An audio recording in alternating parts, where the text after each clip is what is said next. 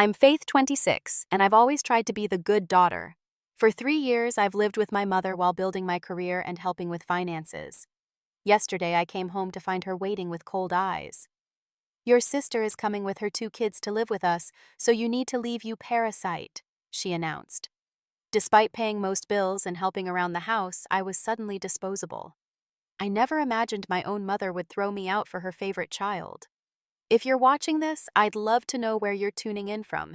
Hit that like button and subscribe if you've ever felt like the less favored child in your family. Let me know in the comments if you've ever had to stand up for yourself against your own parent. Your stories help others feel less alone. Growing up in our suburban Michigan home, I always knew where I stood in our family hierarchy.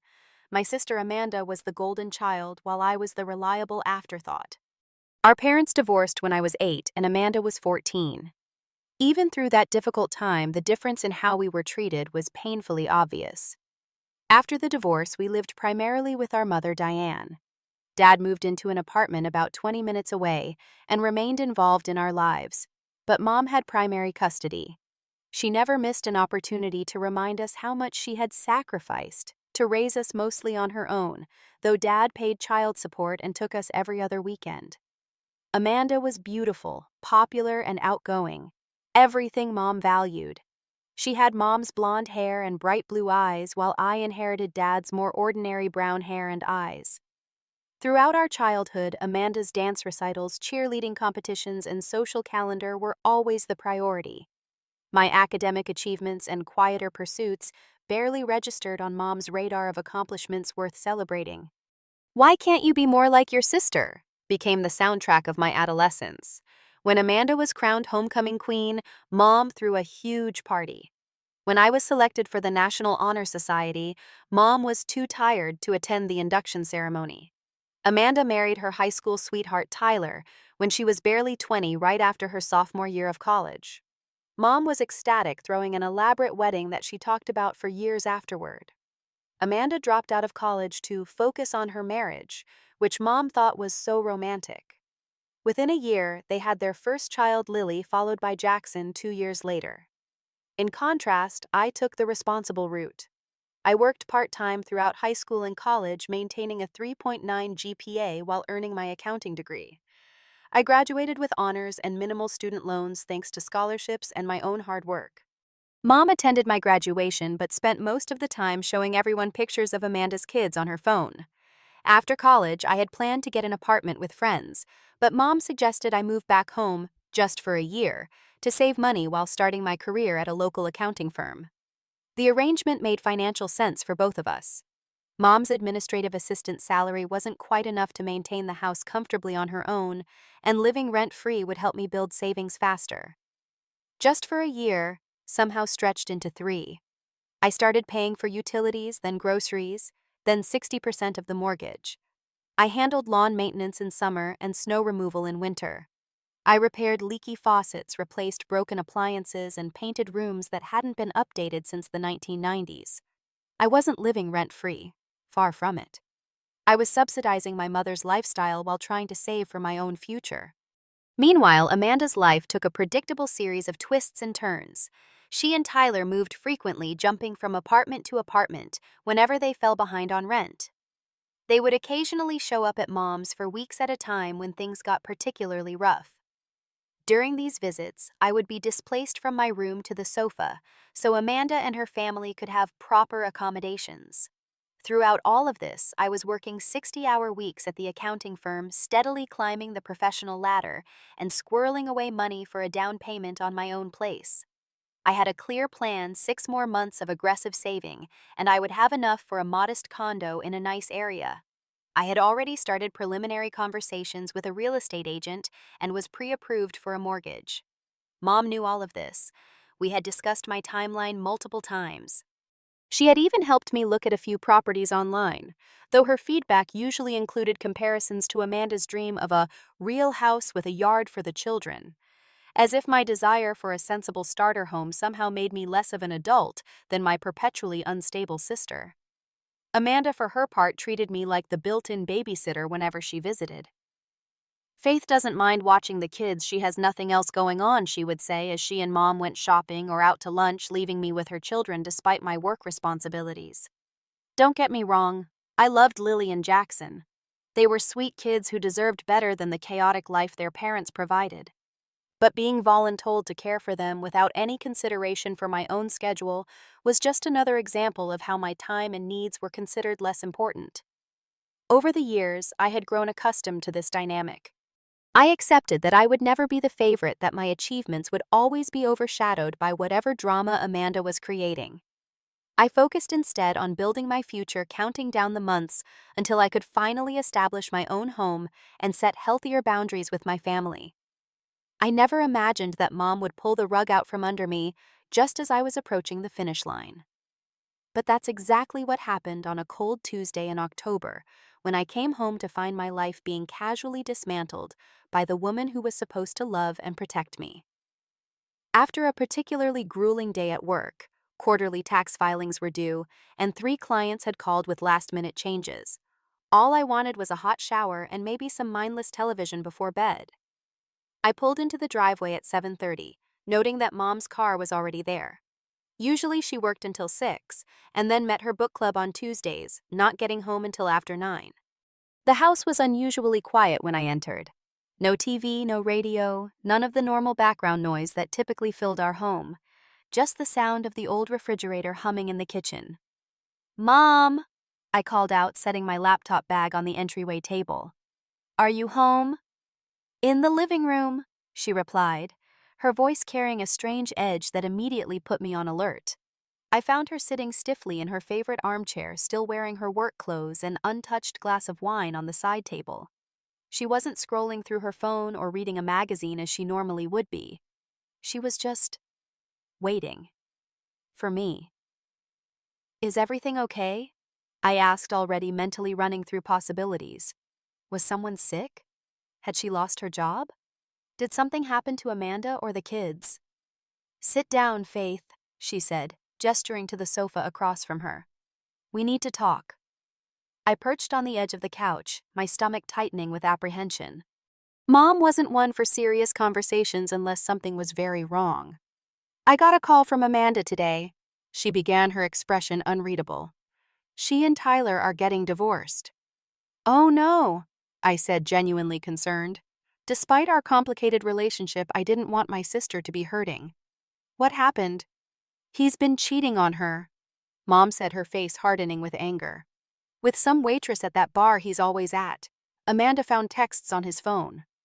"That's terrible," I said. "How are Lily and Jackson taking it?" "They don't fully understand yet," Mom said, waving away my question. "But that's not the point. Amanda needs a fresh start. Away from that town, away from the gossip, away from seeing Tyler with his new woman." She practically spat the last word. "Of course."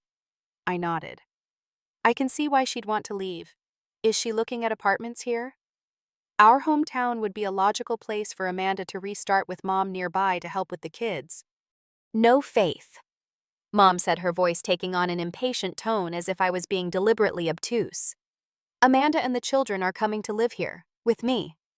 "Oh," I said, still not fully understanding the implications. "Well, I guess we'll be pretty cramped for a while, but we can make it work. Maybe we could convert the dining room into a bedroom for the kids, or I could help Amanda look for a place nearby." "You're not understanding me," Mom interrupted. "Amanda and the kids will need space, they'll need stability, they'll need your room." I stared at her, waiting for the punchline. Surely she wasn't suggesting what it sounded like she was suggesting.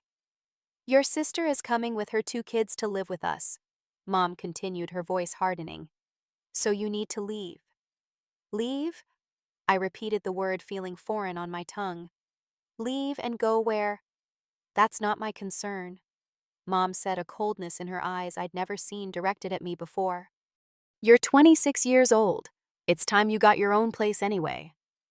"Mom, you know I'm saving for a down payment." I reminded her, still struggling to process what was happening. "I'm only 6 months away from having enough. We've talked about this." "Plans change," she said dismissively. "Amanda needs me now. She has 2 children to think about. And I've been helping you financially for 3 years. I countered, my voice rising slightly. I pay most of the bills. I buy the groceries. I've replaced the water heater and fixed the roof leak and… Oh, please, Mom scoffed. You've been living here rent-free using this place as a hotel while you build your precious career. Don't act like you've been doing me some big favor. I felt like I'd been slapped. Rent-free, Mom. I pay 60% of the mortgage. I pay all the utilities. I just spent $4,000 getting the furnace replaced last winter. Details, she said with a wave of her hand. The point is, this arrangement was always temporary. You knew that. Yes, temporary until I saved enough for my own place. I agreed, my heart pounding. Which is happening in 6 months, just like we planned. Well, Amanda needs to move in 2 weeks, Mom said flatly. So your timeline has changed. 2 weeks, I gasped. Mom, that's impossible. Where am I supposed to go with 2 weeks' notice? I can't just… Figure it out, she interrupted. You have a good job. You have friends. You're resourceful. I can't believe this, I said, feeling tears threatening. You're choosing Amanda over me. Again. Don't be so dramatic, Mom sighed. I'm not choosing anyone. I'm helping my daughter and grandchildren through a crisis. I'm your daughter too, I said quietly. And you're perfectly capable of taking care of yourself, she replied. Amanda has 2 small children and no job. She needs support right now. And what about what I need? I asked, my voice breaking. What you need, Mom said, standing up as if the conversation was over, is to stop being a parasite and stand on your own 2 feet for once. The word hit me like a physical blow. Parasite. After everything I had contributed, everything I had sacrificed, she saw me as a parasite. You're joking, right? I asked desperately, hoping this was some kind of cruel test or misunderstanding. My mom laughed, a cold sound with no humor in it. No, Faith, I'm serious. 2 weeks.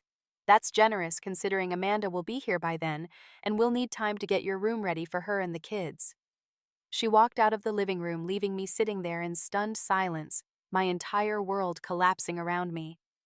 I heard her bedroom door close down the hall, a clear signal that as far as she was concerned, the discussion was over. I sat there for what felt like hours, trying to make sense of what had just happened. Parasite. The word kept echoing in my head alongside the impossible deadline. 2 weeks to find a new place to live. 2 weeks to completely rearrange my life and financial plans. Somehow, I managed to get up from the couch and walk to my room, the room that apparently wouldn't be mine much longer. I closed the door quietly, sank onto my bed, and finally let the tears come. I didn't sleep that night. How could I? My mind raced with a toxic mixture of panic, hurt, and growing anger. By the time morning light filtered through my curtains, my eyes were dry and burning, my head pounding from the emotional storm. I heard Mom moving around in the kitchen, the familiar sounds of coffee brewing and cabinets opening and closing. The normality of it was jarring, as if last night's conversation had been a bad dream. But I knew it wasn't. Taking a deep breath, I pulled myself together enough to face her. Maybe in the light of day, after having time to reflect, she would realize how unreasonable she was being. Maybe we could find a compromise. Mom was at the kitchen table scrolling through her phone while sipping coffee when I entered. She barely glanced up. Morning, I said, my voice raspy from crying and lack of sleep. There's coffee, she replied, not meeting my eyes. I poured myself a cup, though my stomach was too knotted to tolerate much. Sitting across from her, I tried again. Mom, about last night. I've already called Amanda to confirm, she interrupted. She's so relieved. The kids are excited about moving to Grandma's house. That's good for them, I said carefully. But Mom, 2 weeks just isn't realistic for me to find a place and move. The rental market is tight right now, and even if I find something immediately, most places want first and last month's rent plus security deposit. That would wipe out a huge chunk of my down payment savings. Not my problem, Mom said, still scrolling through her phone. You should have been more prepared. Prepared for what? I asked, incredulous. For you to suddenly kick me out with 2 weeks' notice. Don't be so dramatic, she sighed, finally looking at me. It's not like you're being thrown out on the street. You have a good job. You have options. yes options that I was carefully planning for, I replied, trying to keep my voice steady. 6 more months, Mom. That's all I was asking for. We had an agreement. Well, agreements change when circumstances change, she said dismissively. Amanda needs me now. And I don't? I asked, feeling that familiar ache of being the less important daughter. Mom's expression softened slightly, though not with compassion, more like pity. Faith, you've always been so independent, so self-sufficient. You don't need me the way Amanda does. That's a good thing. The irony was almost laughable. My independence, my self-sufficiency, traits that should have been praised, were being used against me. Because I didn't create constant drama, because I didn't make poor life choices, I was less deserving of support. I need to get ready for work, I said, finally recognizing that this conversation was going nowhere. But this isn't over, Mom. We need to find a solution that works for everyone. The solution has been found, she replied, returning to her phone. You move out, Amanda moves in. Problem solved. I bit back a response and retreated to my room to get dressed for work. As I was gathering my things, my phone rang. Amanda. I almost didn't answer, but some masochistic part of me wanted to hear what she had to say. Hey, I answered, trying to sound normal. Faith. Amanda's voice was bright with excitement. Did Mom tell you the news we're moving back home? She told me, I confirmed, keeping my tone neutral. It's going to be so great, she continued, either oblivious to or deliberately ignoring my lack of enthusiasm. The kids are so excited to be closer to Grandma. And you too, of course, though Mom says you'll be moving out soon. That seems to be the plan, I said, unable to keep the edge from my voice. Oh, don't be like that, Amanda said with a laugh. It's not like you don't have options. You've got that fancy job and all those savings. Mom says you were planning to move out anyway. In 6 months, I clarified, when I had enough saved for a down payment. Not in 2 weeks. Well, plans change, Amanda said, echoing Mom's words so precisely it was clear they'd discussed this in detail. Look, Faith, I need this. Tyler has made my life a living hell and the kids need stability. Your room is the only one big enough for them. And where exactly am I supposed to go? I asked. I don't know. Get an apartment. She said it like it was the most obvious solution in the world. You're always talking about how responsible and organized you are. Figure it out. Amanda, do you understand what you're asking? You want me to completely upend my life, drain my savings and start from scratch, all so you can move back home after another failed relationship. There was a pause, and when Amanda spoke again, her voice had that wounded quality she'd perfected over years of being the family victim. Wow, Faith. I knew you were selfish, but I didn't realize how much you resented me. I'm going through a divorce. My children are traumatized. I don't resent you, Amanda, I said, exhaustion washing over me. I'm just asking for some consideration, some recognition that this affects me too. It's Mom's house, Amanda said, the wounded tone vanishing as quickly as it had appeared. She gets to decide who lives there. And she's decided that her daughter, who's a single mother, needs it more than her daughter who's been using it as a crash pad while building her career. The phrase crash pad stung, reinforcing that neither my mother nor my sister recognized or valued my contributions to the household. I've got to go, I said, not trusting myself to continue this conversation without saying something I might regret. I'm going to be late for work. Fine, Amanda huffed. But you need to start packing. We'll be there in 2 weeks and the kids are going to need space for their things. I ended the call without responding, feeling a strange numbness spreading through me. This was really happening. My mother and sister had decided my fate without any consideration for my situation, my plans, or my feelings. With mechanical movements, I finished getting ready for work, my mind already racing ahead to the impossible task before me, finding a new place to live in 2 weeks without destroying my financial future. As I drove to the office, I started mentally listing everyone I knew who might have a spare room or sofa I could crash on temporarily. The problem was most of my close friends from college had moved away for jobs in larger cities. Those who remained local were either living with family themselves or in small apartments with roommates already. By lunchtime, I had sent desperate texts to everyone I could think of, but the responses were discouraging. One friend had a sofa I could use for a few days, maybe a week tops. Another was about to have her parents visit for a month. A third was in the process of moving herself and couldn't help. During my lunch break, I called a real estate agent I had been working with about my future home purchase. "Faith, I understand the urgency," she said sympathetically after I explained my situation. "But the numbers just don't work yet. If you drain your savings for rental deposits and moving expenses, you'll set your home purchase back by at least a year, probably more." "What about a small apartment?" I asked. "Something temporary just to get me through until I can build my savings back up." "In this market," she sighed, "rental prices are at an all-time high. You'd be looking at minimum $1,200 a month for even a studio in a decent area, plus first and last month's rent and security deposit. That's close to $4,000 just to move in. $4,000 that would come directly out of my down payment fund. $4,000 that would push my dream of home ownership further away, all because my mother had decided I was disposable." After work, I drove around looking at apartment complexes, stopping in at leasing offices to inquire about vacancies. The news wasn't good. Most had waiting lists, and those that didn't were either well above my budget or in areas I didn't feel safe living alone. By the time I returned home that evening, I was emotionally and physically drained. Mom was in the living room watching TV, acting as if nothing was wrong, as if she hadn't just detonated a bomb in my life the night before. "Find any places?" she asked casually during a commercial break. "Not yet," I replied, not bothering to hide my exhaustion. Turns out finding safe, affordable housing with 2 weeks' notice is actually pretty challenging. "You'll figure it out," she said, her attention already back on her show. "You always do." I retreated to my room, closed the door, and sat on the edge of my bed, staring at the walls I had painted myself 2 years ago. A soothing sage green that had transformed the space from Mom's dated floral wallpaper to something that felt like mine. Except it wasn't mine. None of it was mine.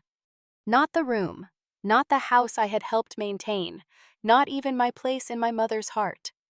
I was a placeholder, a convenience, a source of financial support, until something better, Amanda, came along. As this realization washed over me, something shifted inside. The hurt and panic began to crystallize into something harder, something that felt like resolve.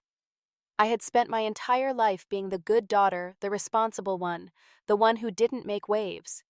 And where had it gotten me? Thrown out of my home, called a parasite by my own mother, expected to dismantle my future for a sister who had never once considered my needs. Maybe it was time to stop being so accommodating. Maybe it was time to stand up for myself in a way I never had before. With new determination, I pulled out my phone and called the one person who had always valued me for exactly who I was, my dad. "Absolutely not," Dad said, his voice rising in anger. "She can't just throw you out like that. Not after everything you've contributed to that house." We were sitting in a booth at Denny's Neutral Territory for our conversation. I had called him the previous night, and he had immediately suggested meeting for breakfast before I went to work. "She seems to think she can," I replied, stirring my coffee absently. "She says it's her house, her rules." Dad set down his fork with more force than necessary. "That's not entirely accurate, Faith. What your mother doesn't like to remember is that the house is still jointly owned by both of us." This was news to me. "What, I thought Mom got the house in the divorce." "She got the right to live there with you girls," Dad clarified. "But financially, we're both still on the deed and the mortgage. It was supposed to be sold when you both finished college, but then you moved back in, and it made sense to keep things as they were for a while." I sat back processing this information. "So, legally, you have as much right to decide who lives there as she does?" "Technically, yes." Dad nodded. "Though I've never interfered with her decisions because I wanted to maintain peace for you girls. But this crosses a line, Faith. You've been paying the mortgage, for crying out loud, more than your fair share." 60%, I confirmed, plus utilities, groceries, and most of the maintenance costs. Dad's face darkened. "Has your mother been pocketing your contributions? Because I'm still paying 40% of that mortgage directly to the bank every month." I felt like I'd been doused with cold water. "What? No, that can't be right." Mom told me your payments stopped years ago, and that's why I needed to contribute more. Dad pulled out his phone, scrolled through his banking app, and turned the screen toward me. There it was. A monthly automatic payment to the mortgage company consistent for years, including a payment just 3 days ago. She lied to me, I whispered, the betrayal cutting deep. All this time I thought I was helping her make ends meet, but with your payments and mine, she's been making a profit, Dad finished grimly, using you to subsidize her lifestyle. Hot tears pricked at my eyes, but I blinked them back. I was done crying over my mother's manipulation. There's something else you should know. Dad continued, his voice gentler now. According to our divorce agreement, neither parent can evict the children from the family home without mutual consent, even adult children who have established residence there. What does that mean exactly? I asked. It means she legally cannot force you to leave without my agreement, which she definitely doesn't have, Dad explained. And as an established resident who has been contributing financially, you have tenant rights as well. She would need to follow proper eviction procedures, which require a lot more than 2 weeks' notice in our state. For the first time since that awful conversation with Mom, I felt a glimmer of hope. So I don't have to leave in 2 weeks. You don't have to leave at all if you don't want to, Dad said firmly. Not until you're ready on your own timeline. I considered this. The idea of staying in that house with Mom's resentment and Amanda's entitlement wasn't appealing. But the idea of leaving on my own terms without derailing my financial future was empowering. I have a suggestion, Dad said after giving me a moment to think. My lease is up at the end of the month and I've been looking at houses to buy. Why don't you stay with me until you're ready to make your own purchase? We could even look at buying something together if that makes financial sense for both of us. The offer was tempting, but I hesitated. I appreciate that, Dad, but I think I need to handle this my way. I've spent my whole life accommodating others, especially Mom and Amanda. It's time I stood up for myself. Dad reached across the table and squeezed my hand. I'm proud of you, Faith. Whatever you decide to do, I'm here to support you. Can I ask a favor, though? I said. Could you put me in touch with your lawyer? I want to understand exactly what my legal rights are in this situation. Absolutely. Dad nodded. I'll call Mark today and set up a meeting for you. As we finished our breakfast, I felt a strange mix of emotions.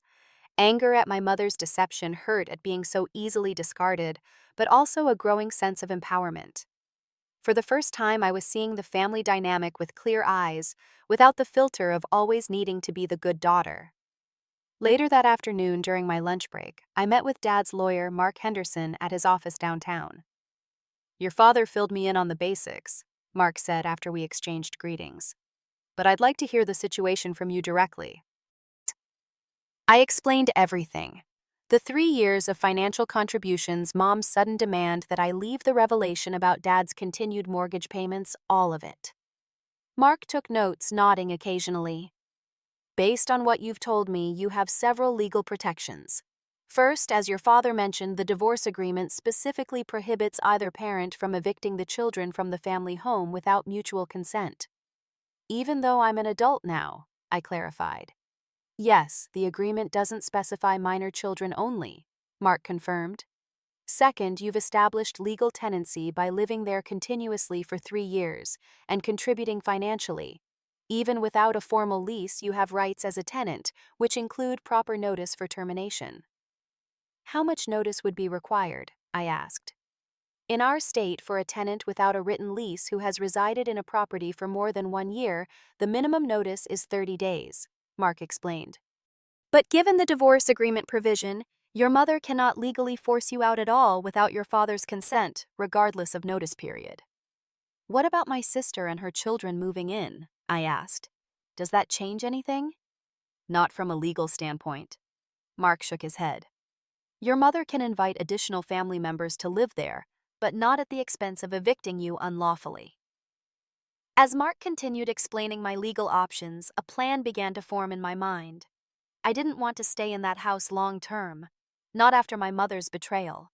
But I also didn't want to be bullied into leaving on her timeline, draining my savings and destroying my carefully constructed financial plans. What if I wanted to assert my rights but also plan for an eventual move on my own terms? I asked.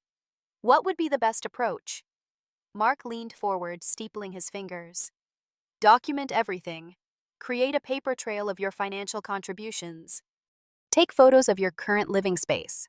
Send a formal letter stating your legal right to remain in the home and that you do not consent to being evicted. He paused, considering. It might also be wise to secure your valuables and important documents in case your mother or sister attempt to remove your belongings while you're not there.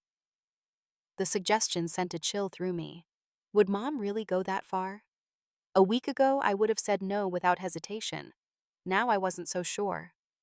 One more thing to consider, Mark added. If you do decide to move out eventually, make sure to formally terminate your tenancy in writing. Given the complex family dynamics, you'll want a clean legal break. I left Mark's office with a clearer understanding of my rights and a growing determination to take control of the situation. The good daughter who always accommodated everyone else's needs was taking a back seat. It was time for the confident, independent woman I'd become professionally to show up in my personal life as well. That evening, I received a text from Mom. Amanda says they can be here by next Friday. Make sure your room is cleared out by then. 9 days. Not even the full 2 weeks she had initially granted me. Instead of responding immediately, I took a deep breath and began to formulate my plan. If Mom and Amanda wanted to play hardball, they were about to discover I wasn't the pushover they thought I was. The next morning, I called into work and requested a personal day, something I rarely did. My boss, knowing my typical dedication, approved it without question. I had built up so much goodwill with my consistent reliability that one day off barely registered as unusual. The house was empty when I woke up. Mom had left a note on the kitchen counter. Gone to shop for new bedding for Amanda and the kids. Back this evening. Perfect. I would have the whole day to implement my plan without interference. First, I gathered all my important documents: birth certificate, passport, social security card, financial records, everything that would be difficult or impossible to replace. These went into a fireproof lockbox that I would take to Dad's house later. Next, I went through my belongings, separating them into categories items to pack immediately. Things I could temporarily store at Dad's and larger furniture that could stay for now as proof of continued residency. I called a locksmith and scheduled them to come that afternoon. The cost was significant: $300 for an emergency same-day service to change the locks on all exterior doors, but it would be worth every penny. While waiting for the locksmith, I drove to my bank and opened a new account at a different institution, one my mother had no connection to. I transferred most of my savings, leaving only enough in the original account to cover any pending transactions. Back at home, I began packing my most cherished possessions: photo albums, jewelry keepsakes, and the quilt my grandmother had made for me before she passed. These irreplaceable items would go to Dad's house for safekeeping. The locksmith arrived at 1 o'clock and quickly replaced all the locks. I paid him in cash and tucked the new keys safely into my pocket, a strange sense of satisfaction washing over me. For perhaps the first time in my life, I was taking concrete action to protect myself against my family's manipulation. Next, I set up small security cameras in my bedroom and the common areas of the house. Nothing invasive, just enough to document any attempts to remove my belongings or enter my space without permission. The models I chose were battery-operated and sent alerts directly to my phone so I would know immediately if anyone tried to access my room while I was away. Dad arrived mid-afternoon to help transport my essential items to his apartment. Seeing the lockbox, packed boxes, and new keys, he raised an eyebrow. "You're not messing around," he observed. "I'm done being taken advantage of," I replied simply. Mom made her choice clear. Now I'm making mine. Together, we loaded his SUV with the items I wanted to secure elsewhere. About a third of my belongings, enough to be safe, but not so much that it would appear I had moved out completely. That distinction was legally important. Before leaving, I took detailed photos of my room and the rest of the house, documenting the condition of everything. I also placed a formal letter on the kitchen counter stating my legal right to remain in the home as both a child protected by the divorce agreement and as an established tenant. The letter, drafted with Mark's help, clearly outlined that I did not consent to eviction and that any attempt to remove my belongings or prevent my access to the home would be considered illegal. I also left a sealed copy of the letter taped to my bedroom door along with printed screenshots of my bank transfers to Mom over the past 3 years. Proof of my financial contributions to the household. The final touch was setting up an automatic forwarding for my mail to Dad's address, ensuring that no important correspondence would be lost or withheld from me. As Dad and I carried the last box to his car, he looked at me with a mixture of sadness and pride. "I wish it hadn't come to this," he said quietly. "Me too," I admitted. "But it's been coming for a long time. I just didn't want to see it." "What's your next step?" he asked as we drove to his apartment. "I'm going to stay at Zoe's tonight," I said, referring to my closest friend who had offered her sofa for a few days.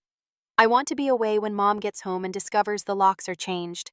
Then I'll play it by ear depending on her reaction." Dad nodded, though I could tell he was worried. "Be careful, Faith. Your mother can be unpredictable when she doesn't get her way." "I know," I said grimly. "That's why I've taken precautions." After unloading my things at Dad's place, I packed an overnight bag and headed to Zoe's apartment. I had just settled in when my phone began buzzing incessantly. Mom had returned home and discovered she couldn't get in. 10 missed calls, 15 text messages, all increasingly frantic and angry. "What the hell did you do to the locks?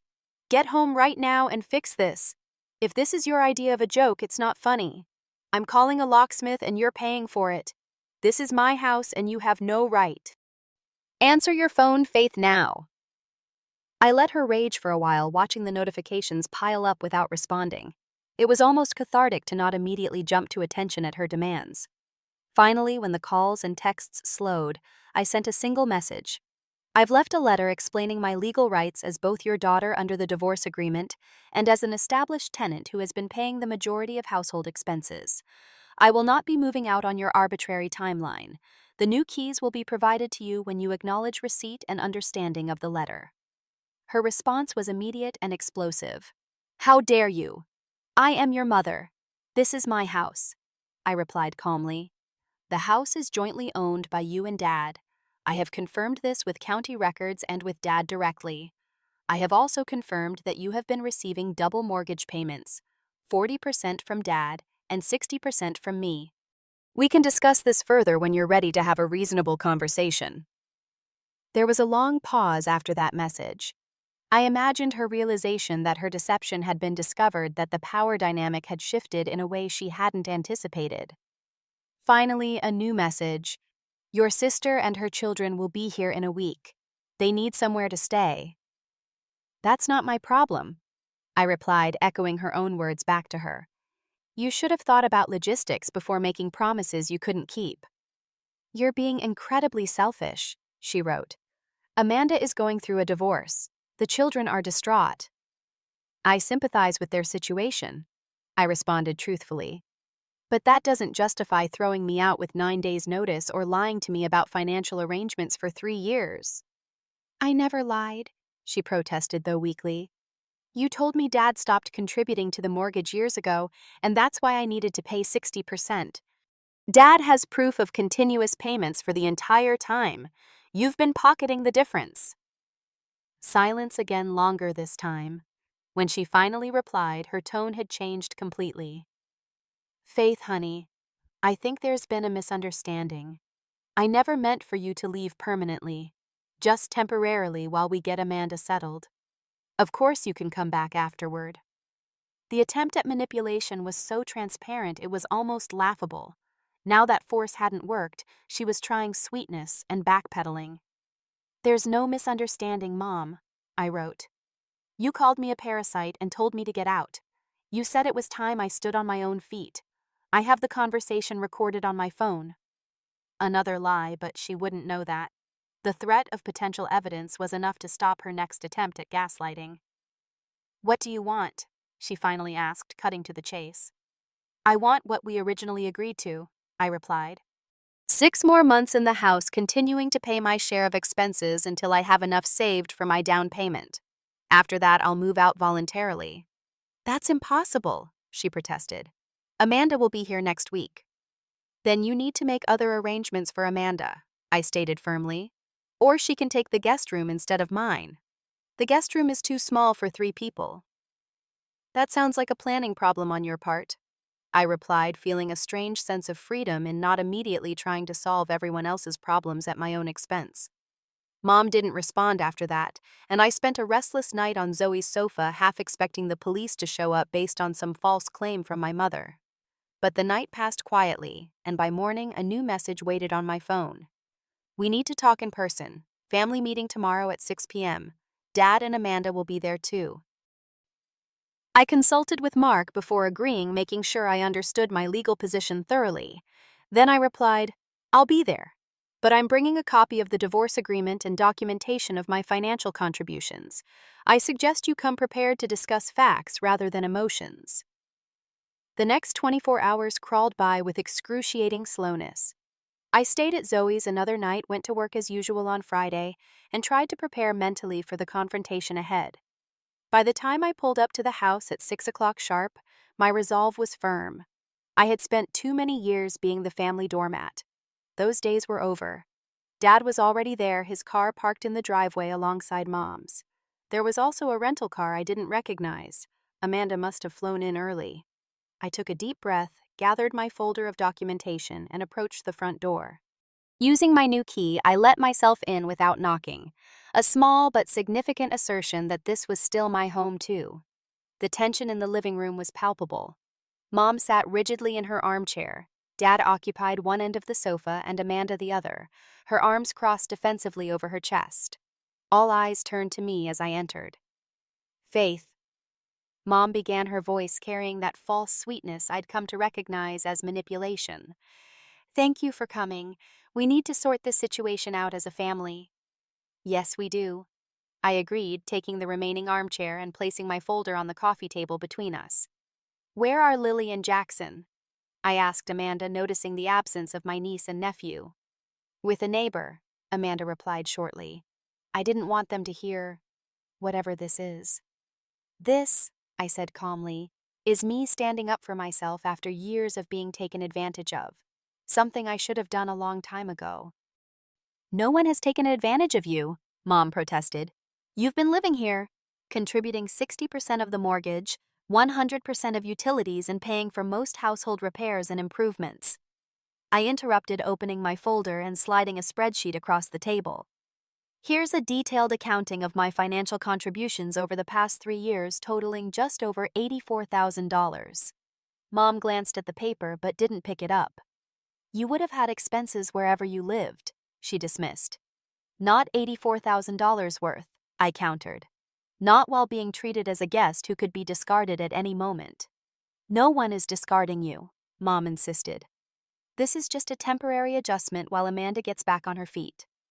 You called me a parasite, I reminded her, my voice steady despite the hurt that word still caused. You gave me 9 days to vacate the home I've helped maintain for 3 years. You lied about Dad's mortgage contributions so you could pocket the difference between what we were both paying you. Mom's face flushed and she glanced nervously at Dad, who was watching her with undisguised disappointment. Is that true, Diane? He asked quietly. Have you been double-dipping on the mortgage all this time? That's not... I never... Mom stammered, then abruptly changed tactics. This isn't about money. This is about family supporting each other in times of need. Amanda needs help right now. And I don't, I asked. Being told to abandon my financial plans and find new housing with 9 days' notice isn't a situation where I might need support. It's different, Amanda interjected, leaning forward. I have children to think about. Children whose father presumably pays child support, I pointed out. And who would have a perfectly good place to stay in the guest room. The guest room is tiny, Amanda protested. We can't possibly. Then perhaps you should have made other arrangements, I said firmly, instead of assuming you could displace me from my home with no notice. It's not your home, Mom snapped, her facade of reasonableness cracking. It's my house and I decide who lives here.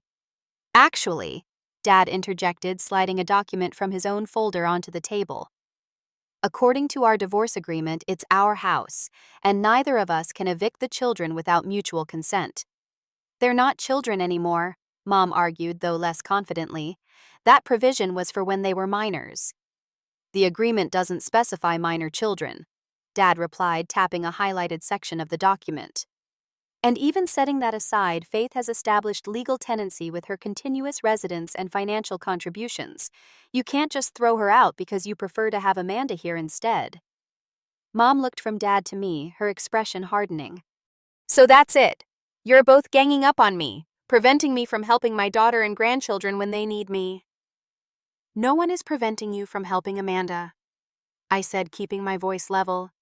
We're preventing you from helping Amanda at my expense. There are other solutions.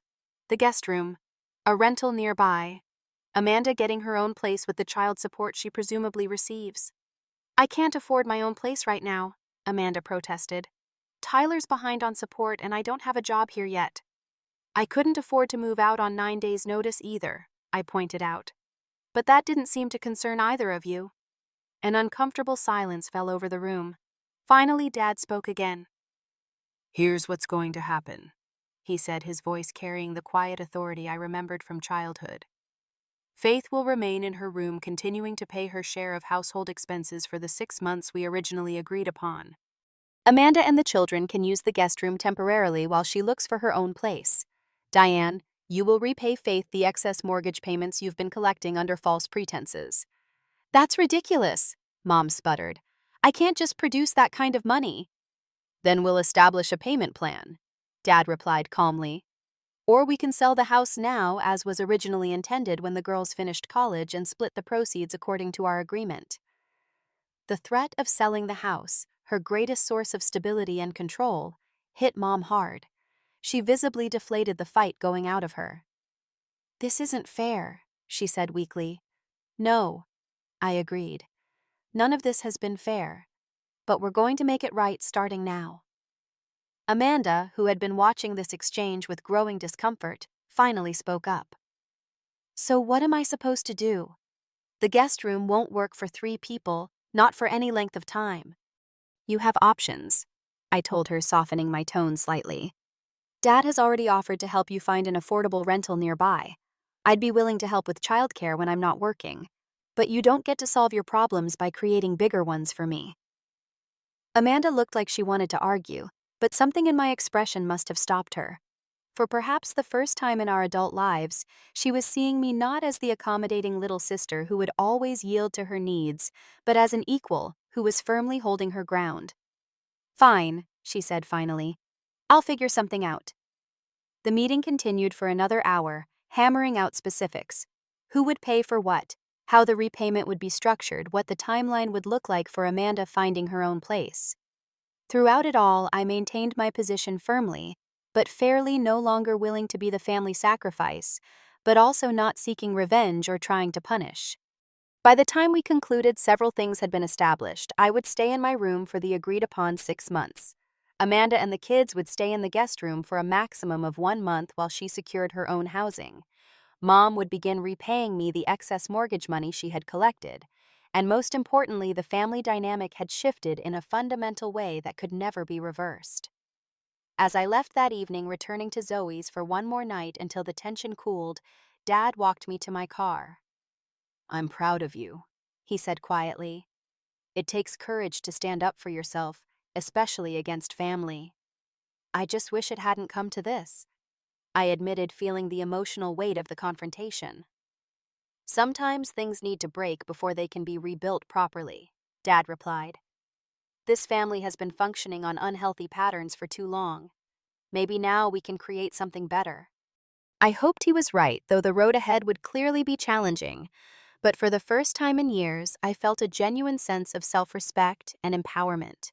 I had drawn a line and held it despite pressure and manipulation from the people who had always known exactly how to make me yield. The good daughter had finally learned to be good to herself.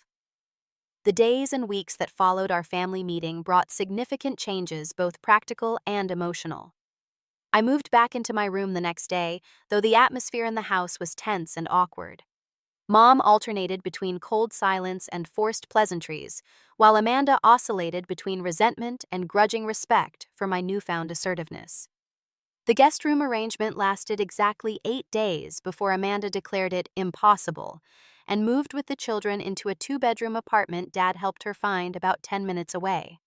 The rent was reasonable, partly because Dad offered to co-sign the lease, something he had done for me when I first moved home after college and had wanted my own apartment. "I never knew that," I told him when he mentioned it casually over coffee one morning, "that you offered to help me get an apartment after graduation." "Your mother convinced you it made more financial sense to move home," he replied, "which wasn't wrong, but it should have been your choice, not hers."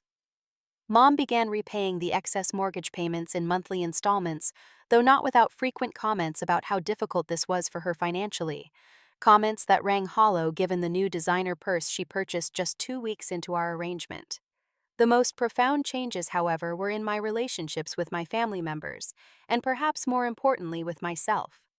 With Amanda living nearby rather than in the same house, our relationship gradually began to improve.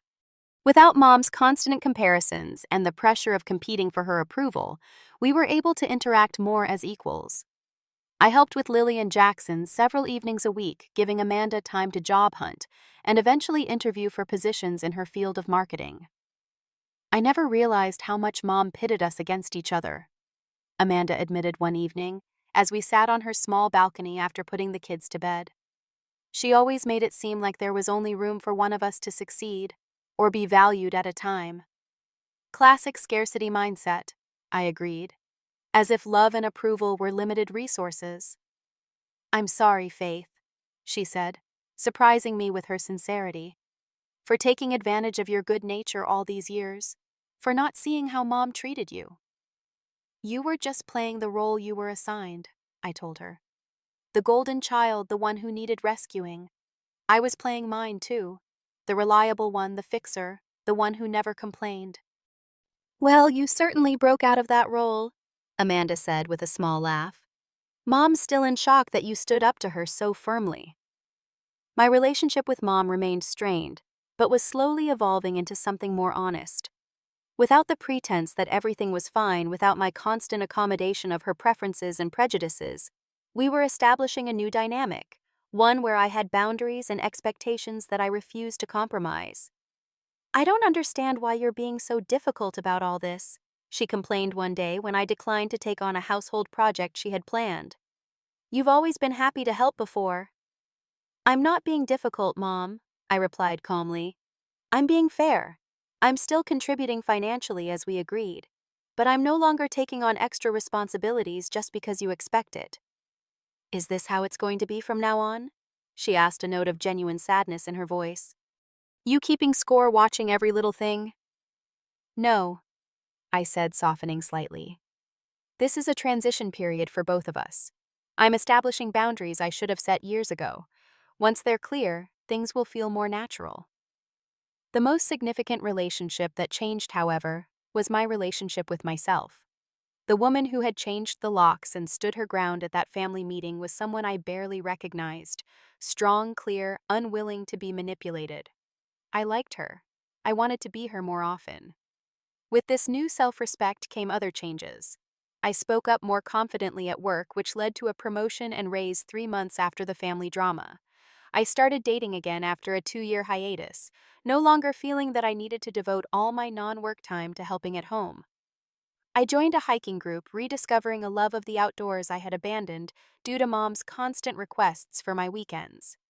As the 6-month mark approached, the deadline we had all agreed upon for my move, I found myself ahead of schedule on my savings goals thanks to the repayment plan from Mom and my work promotion. I had already been pre-approved for a mortgage and was actively looking at condos in my target neighborhood. "Are you excited about moving?" Dad asked during one of our regular Sunday brunches. "Yes and no," I admitted.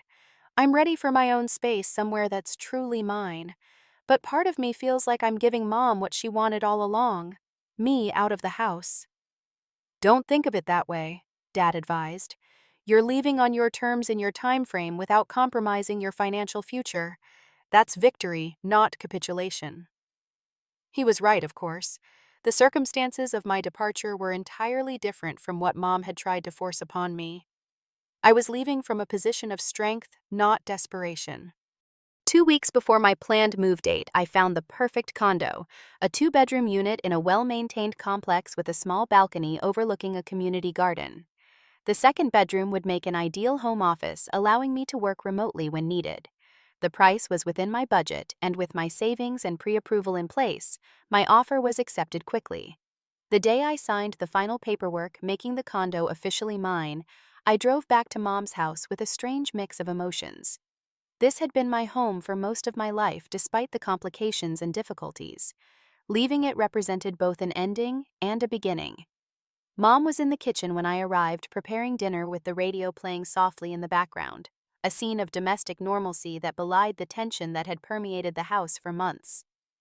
"It's official," I announced from the doorway. "I closed on the condo today. I'll be moving next weekend." Mom turned her expression unreadable. "Congratulations," she said after a moment. "I know you've worked hard for this." "Thank you," I replied, surprised by her acknowledgement. "I'm excited about it." An awkward silence fell between us, filled with unspoken words and lingering hurts. Finally, Mom sighed and set down the knife she'd been using to chop vegetables. "Faith, I know things have been difficult between us lately," she began, "and I recognize that much of that is my fault." I stayed silent, waiting to see where this was going.